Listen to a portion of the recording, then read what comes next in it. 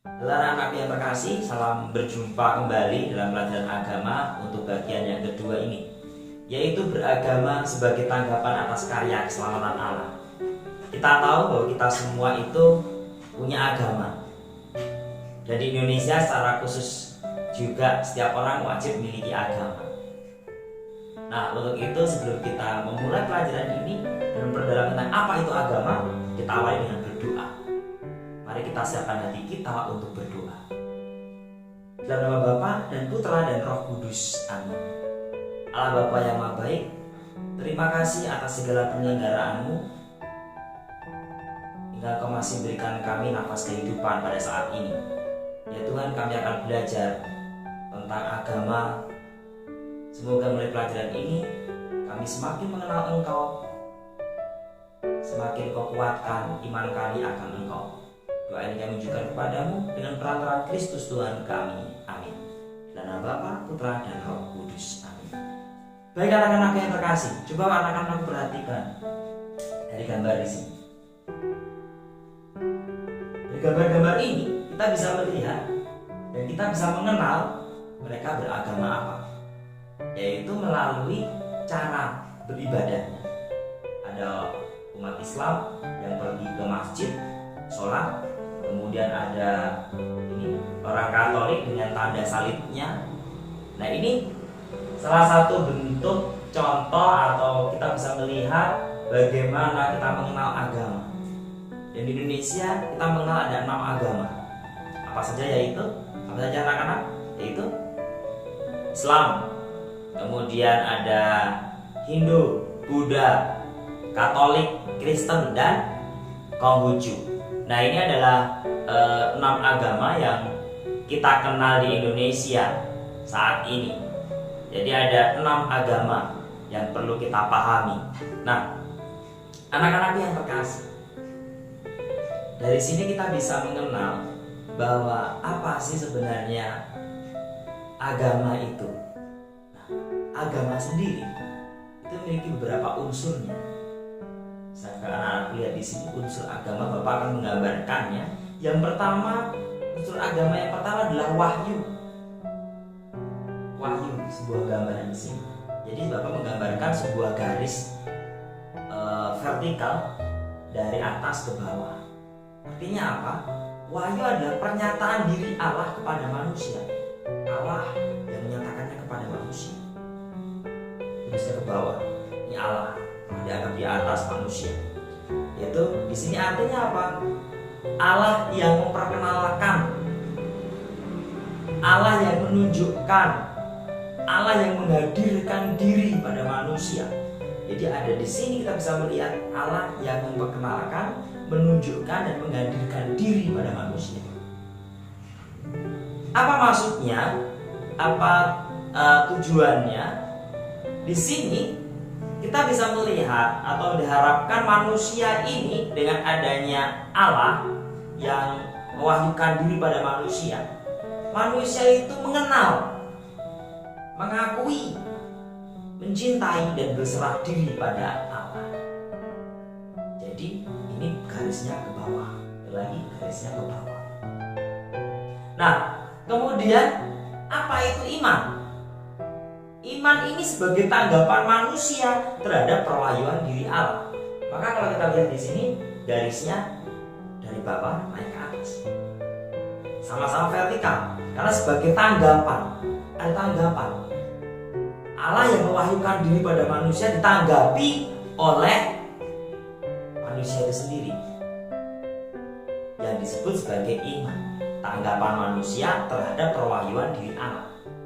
Artinya apa? Di sini manusia menyerahkan diri secara total kepada Allah, percaya bahwa itu adalah Allah yang mewahyukan diri kepada manusia. Jadi pertama-tama kita harus paham, yang pertama-tama Allah lah yang memperkenalkan diri kepada manusia. Ingat dalam kisah Nabi Musa, waktu Musa itu di atas bukit, dia mengembalakan dombanya, ada semak belukar yang terbakar di situ. Kaget, siapa? Aku adalah Allah yang ada sebelum engkau, sebelum nenek moyang. Memperkenalkan diri. Maka perwahyuan pertama kali Allah yang memperkenalkan diri. Nah, kemudian apa sendiri yang ketiga? Unsur yang ketiga yaitu agama itu sendiri. Agama ini sebagai sahabat lingkar di sini. Agama sebagai salah satu perwujudan wahyu dan iman. Jadi perwujudan wahyu dan iman yang dihayati secara personal. Jadi agama itu dihayati secara personal, dan juga secara kolektif atau bersama. Artinya dapat diterima secara bersama-sama, diterima oleh semua umat, semua orang. Itu agama, atau bisa dikatakan diterima secara objektif. Apa aja contohnya? Misalnya hidup mengumat di dalam agama. Kemudian ibadah dapat diterima caranya beribadah oleh umat agama itu sendiri. Ajarannya, pelayanannya ke masyarakat, ini adalah agama, unsur dari agama itu sendiri. Anak-anakku, jelas ya sampai di sini pemahaman ini, unsur agama ini, wahyu, iman, dan agama. Jadi ada 3 unsur dari agama itu sendiri, yaitu wahyu, iman, dan agama itu sendiri. Kalau misalnya ada yang tidak jelas, jangan lupa tulis saja di kolom komentar ya. Nah, kemudian dari sini kita bisa melihat apa sih pengertian dari agama. Ada beberapa pengertian dari agama, ada banyak sekali. Ada beberapa. Yang pertama, Bapak akan memaparkan pengertian menurut Thomas Aquinas. Thomas Aquinas ini adalah seorang teolog abad ke-13. Di abad ke-13 ada teolog yang bernama Thomas Aquinas. Dia mengatakan seperti ini, bahwa agama adalah keterarahan manusia kepada Allah secara benar. Keterarahan manusia kepada Allah secara benar. Sama dengan gambarannya. Jadi agama itu mengarahkan manusia pada kebenaran. Apa itu kebenaran yang utama? Yaitu Allah sendiri. Allah adalah sumber kebenaran. Kemudian kalau kita lihat KBBI atau Kamus Besar Bahasa Indonesia, agama adalah sebuah ajaran atau sistem tata keimanan. Jadi ajaran atau sistem tata keimanan dan peribadatan kepada Tuhan yang Maha Esa, serta kaidah yang mengatur hubungan manusia dengan sesama dan lingkungan. Jadi ada di sini ada 3 unsur dalam KBBI. Yang pertama adalah sistem atau ajaran kaidah tadi keimanan, sistem tata keimanan. Kemudian yang kedua tentang peribadatan. Yang ketiga adalah kaidah yang mengatur hubungan manusia dengan sesama dan lingkungan. Jadi ada 3 unsur ini menurut KBBI. Nah, dari sini, dari 2 hal ini, menurut Thomas dan KBBI ini, kita bisa lihat secara umum sebenarnya bahwa agama adalah sesuatu yang melekat pada manusia, jelas. Sesuatu yang melekat pada manusia sebagai ungkapan dan perwujudan keyakinan pribadi yang menuntun pada keselamatan, yaitu Tuhan atau Allah.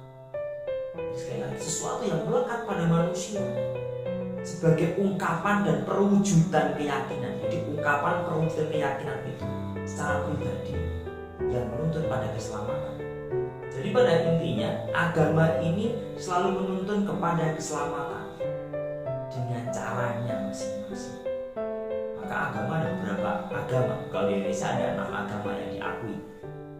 Dan semua agama ini menuntun pada keselamatan. Cuma caranya berbeda-beda. Ibaratnya seperti ini anak-anak yang terkasih. Dari rumah anak-anakku mau ke sekolah, ke Safda atau ke SMP Saverius 2 Jambi di Telaneng. Ada berbagai macam jalan, ada berbagai macam cara. Atau anak-anak dari Jambi ingin pergi ke Jakarta, ada berbagai macam. Bisa menggunakan via udara, bisa menggunakan bus, atau bisa juga menggunakan kendaraan pribadi. Ada berbagai jalan juga di situ yang dilalui. Ini salah satu bentuk atau analoginya atau sebuah perbandingannya seperti itu agama itu. Tapi pada dasarnya, pada intinya sama-sama tujuannya kemana? Ke Jakarta nantinya. Cuma caranya aja berbeda-beda. Nah, iya agama. Pada intinya semua agama menuntun pada keselamatan. Dan nanti di bagian selanjutnya, mas bagian B, mungkin di bagian materi selanjutnya Bapak akan jelaskan kok agama ini bisa banyak. Ada apa dengan agama? Kok bisa ada berbagai macam agama? Lalu kemudian selanjutnya tentang mengapa manusia beragama. Alasannya apa? Ada berbagai macam alasan. Kalau di Indonesia sendiri sangat jelas karena manusia, atau coba kalau anak-anakku semua di sini mengaku tidak punya agama di Indonesia, bisa dihujat dan sebagainya. Ya, karena untuk itu, kadang agama juga sebagai alasan yang pertama mencari perlindungan, rasa aman, karena kita punya agama. Tapi apakah hanya sekedar ini saja? Nanti kita akan bahas dalam pertemuan selanjutnya. Apakah hanya sekedar mencari perlindungan? Apakah hanya sekedar mencari rasa aman? Lalu yang kedua, lebih dalam lagi, manusia itu beragama untuk menemukan jawaban atas persoalan hidup. Persoalan hidup pada manusia itu coba dijawab oleh agama. Sangat kompleks sekali. Lalu yang ketiga, menemukan arti atau makna hidup. Hidup itu apa sih fungsinya? Untuk apa aku hidup? Karena manusia bisa hidup, manusia mencari jawaban-jawaban ini. Hingga akhirnya manusia beragama. Kemudian yang keempat, terakhir, sebagai pedoman untuk menentukan tindakan yang baik. Kita jelas, tiap agama selalu mengajarkan tentang kebaikan. Jadi sebagai pedomannya manusia untuk berbuat baik. Baik anak-anak yang terkasih, pada pertemuan kita atau pada pembelajaran saat ini, pembelajaran jarak jauh ini, kita sampai dengan bagian ini saja, sampai dengan pengertian dan pemahaman tentang agama itu. Nanti kita akan lebih dalami lagi pada pertemuan selanjutnya, masih pada bagian B ini. Baik anak-anakku, kalau misalnya ada pertanyaan silahkan tanyakan saja di kolom komentar, atau anak-anakku bisa juga secara pribadi melalui Instagram Bapak secara pribadi, DM saja di @perangkai_diksi, @perangkai_diksi. Di sana anakku tulis di situ, DM-nya di situ, nanti tulis saja nama, sebutkan namanya, atau tidak perlu juga menggunakan nama. Kalau misalnya malu, langsung aja, Pak mau tanya tentang ini, tentang apa, tentang siapa materi agama kelas 9 tentang ini, tanyakan saja. Bapak akan terbuka, Bapak akan jawab di situ semuanya. Oke anak-anak yang terkasih, demikian kita akhiri pelajaran ini dengan berdoa. Dalam nama Bapa dan Putra dan Roh Kudus. Allah Bapa yang baik, terima kasih atas penyelenggaraanmu sehingga kami dapat belajar tentang agama pada materi yang baru saja kami pelajari. Semoga kami semakin mengimani Engkau, semoga kami semakin percaya akan Engkau. Ya Tuhan, kami juga berdoa perlindungan untuk negara kami dan dunia saat ini yang sedang mengalami wabah pandemi virus COVID-19. Semoga wabah ini segera berakhir ya Tuhan. Doa ini kami ucapkan kepadamu dengan perantara Kristus Tuhan kami. Amin. Dan nama Bapa, Putra dan Roh Kudus. Amin.